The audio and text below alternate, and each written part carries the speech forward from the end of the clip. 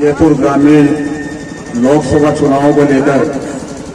जनसंपर्क कार्यक्रम में हमारे बीच उपस्थित हमारे युवा प्रत्याशी अनिल जी चोपड़ा, हमारे यहाँ के युवा और जुझारू विधायक मनीष जी यादव, कांग्रेस के नेता प्रभु जी देरी, गठारा जी, महेंद्र जी चौधरी, मंच पर उपस्थित सभी पदाधिकारीगण, कार्यकर्तागण, सामने विराजमान मेरे पिता तुल्य बुजुर्गों, युवा साथी, आप सबको आज देश के हालात पता है। गरीब परेशान है,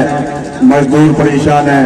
किसान परेशान है। मैं आपको एक किस्सा बता दूं कि एक बार शेर था,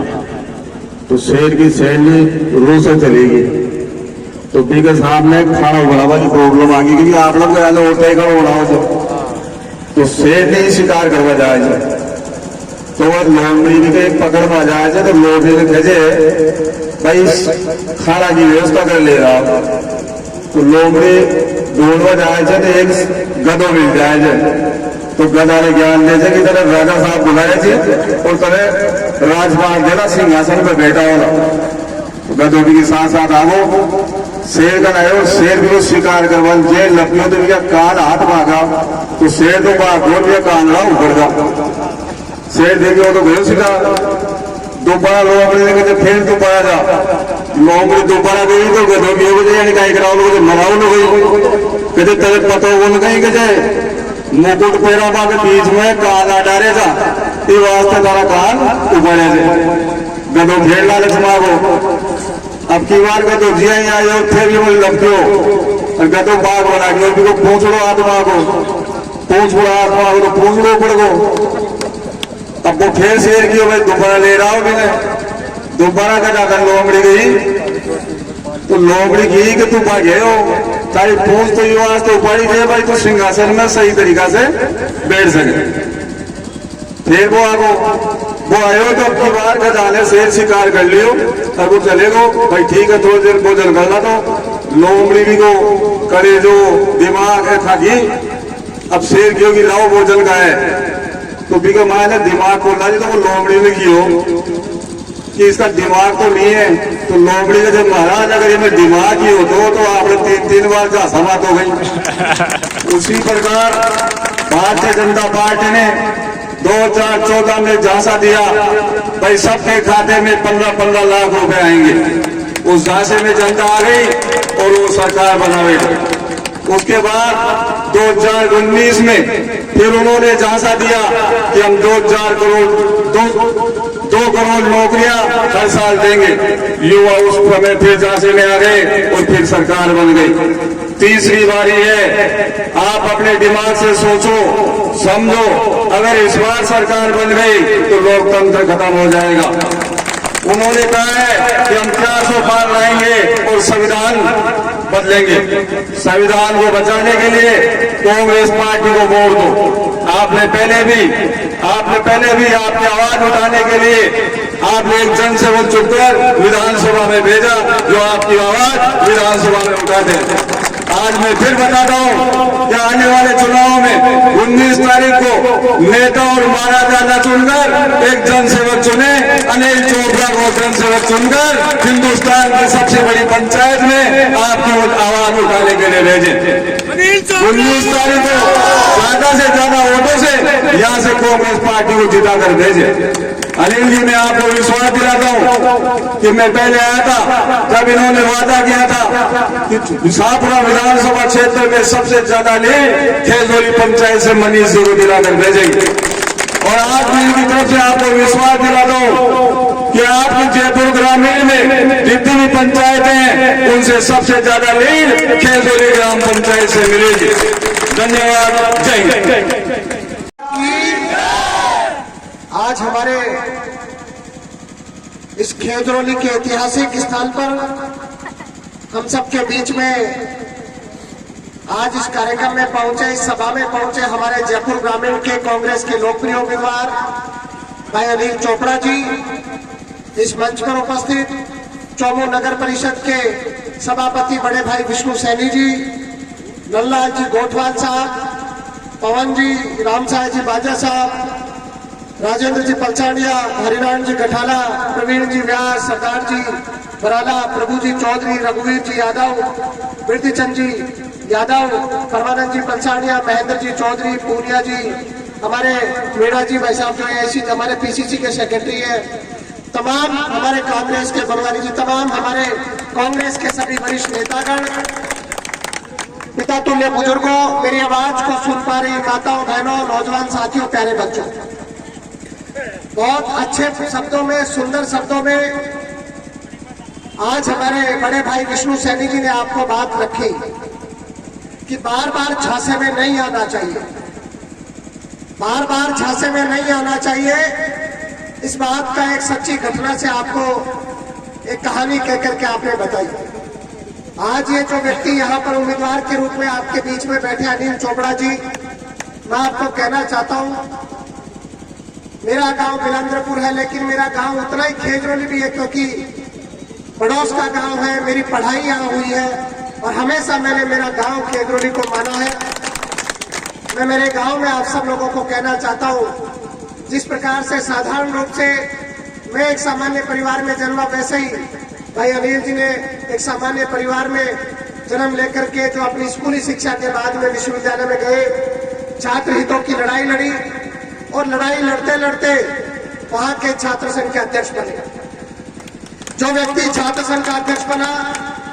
उस व्यक्ति ने कहीं ना कहीं छात्र हितों की लड़ाई लड़ी, ये सब वर्गों को साथ लेकर के चलने की लड़ाई लड़ी, इसलिए वो वहां के अध्यक्ष बन पाए। आज कांग्रेस पार्टी ने इनको उम्मीदवार बनाया है, तो समझ लीजिए आपके घर के बेटे को नौजवान बनाया है, उम्मीदवार बनाया है, आपको उम्मीदवार बनाया है, एक किसान के बेटे को, मजदूर के बेटे को, एक सामान्य व्यापारी के बेटे को उम्मीदवार बनाया है। ये जो उम्मीदवार है, ये उम्मीदवार आपके बीच में एक आशा लेकर के आपके बीच में आए हैं। जो कांग्रेस पार्टी जिसने आजादी की लड़ाई में अपना महत्वपूर्ण योगदान दिया, देश के बड़े नेता आजादी की लड़ाई में शहीद हुए, जिस कांग्रेस पार्टी ने देश में आजाद होने के बाद में सत्ता में जिस समय देश में सुई नहीं बनती थी, आज 70 सालों का जो लंबा इतिहास रहा कांग्रेस का, सब बड़े बुजुर्ग जानते हैं कि जिस देश में सुई नहीं बनती थी, सुई से लेकर के हवाई जहाज इस देश में बना, तो कांग्रेस पार्टी में जो सरकारें बनी उस दौर में उन्होंने निष्ठा से काम किया, मेहनत करी। 2014 का समय आया, 14 के समय में ये खेजरोली बहुत बड़ा कस्बा है। मैं ये बात इसलिए कहना चाहता हूँ कि जब 2014 का लोकसभा का चुनाव आया तो देश में बहुत बड़ा आंदोलन चला। आंदोलन किस बात का चला कि देश में भ्रष्टाचार है,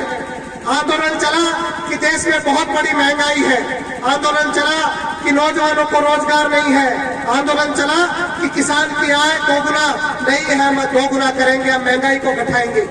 आपको अच्छे से पता है 400 रुपए में 2014 के समय सिलेंडर मिलता था, आज कितने रुपए में मिल रहा है?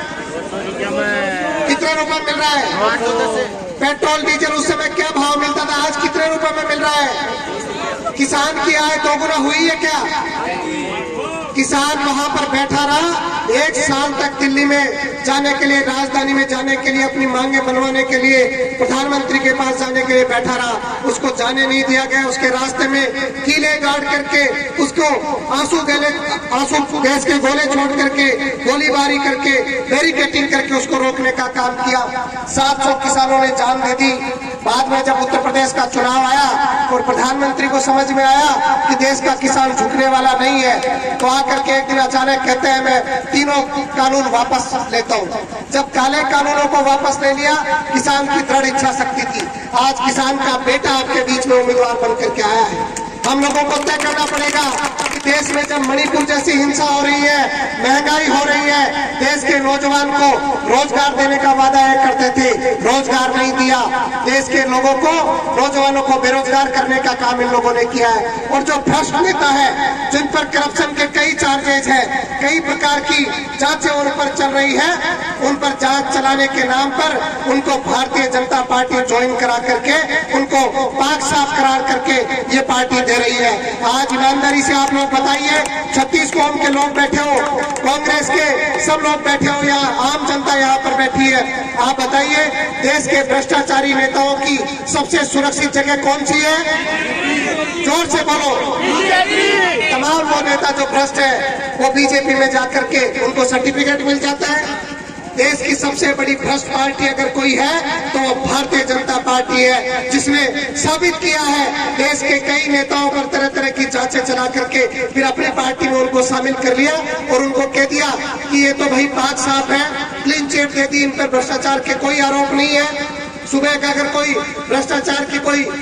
किसी मामले को लेकर के ईडी सीबीआई का छापा पड़ता है, शाम को वो बीजेपी का दुपट्टा पहन लेता है और वो ईमानदार बन जाता है। देश में कैसा कानून चल रहा है जब देश के सुप्रीम कोर्ट के हमारे मुख्य न्यायाधीश कहते हैं कि देश का लोकतंत्र वास्तव में खतरे में है। जो संस्थाएं जिनका काम देश को मजबूत बनाने में होना चाहिए वो संस्थाएं कैसे काम में लग गई। आज चुनाव आयोग पर प्रश्न चिन्ह उठा है। जो चुनाव आयोग निष्पक्ष होना चाहिए था, जो ईवीएम निष्पक्ष होनी चाहिए थी, उस पर प्रश्न चिन्ह इसलिए उठे क्योंकि साम दाम दंड भेद करके केवल ये लोग सत्ता हथियाना चाहते हैं। मैं खेतरली के तमाम 36 कौम के लोगों को कहना चाहता हूँ, ये किसी जाति बिरादरी का चुनाव नहीं है, ये चुनाव कोई अनिल चोपड़ा का चुनाव नहीं है, यह चुनाव केवल कोई मनीष यादव का चुनाव नहीं है, यह कांग्रेस पार्टी का केवल चुनाव नहीं है, ये सब लोगों का चुनाव है। लोकतंत्र बचाने का चुनाव है, इस देश के संविधान को बचाने का चुनाव है, इस देश के नौजवान को मजबूत करने का चुनाव है। जिस नौजवान को मजबूत करना चाहिए था, हमारे खेजड़ोली का स्टेडियम, 6 खंबा स्टेडियम देख लीजिए, आज से 5 साल पहले बच्चे वहां तैयारी करते थे, दौड़ भाग करते थे, सेना में जाने के लिए हमेशा दौड़ते रहते थे, एक्सरसाइज करते थे, व्यायाम करते रहते थे। आज उस फील्ड में, मैदान में जाकर के देख लीजिए, देश के नौजवानों का हौसला इन लोगों ने तोड़ने का काम किया है। अग्निवीर जैसी ऐसी योजना को लेकर के आए जहां पर कोई शहीद का दर्जा नहीं है। जो नौजवान सीने पर गोली खा करके आएगा उसको शहीद का दर्जा भी नहीं मिलेगा। इन्होंने नौजवानों के सपनों को तोड़ने का काम किया है, किसानों को कमजोर करने का काम किया है और व्यापारी भी बहुत परेशान है। केवल 2 खानदान अडानी और अंबानी उनको देने का काम किया है। हमको समझना पड़ेगा आरक्षण को खतरा है, हर प्रकार से इस देश में खतरा अगर कोई है तो वो भारतीय जनता पार्टी केंद्र में बैठी मोदी सरकार है। हम लोगों को संकल्प लेना पड़ेगा, तेरा मेरा छोड़ करके, जाति बिरादरी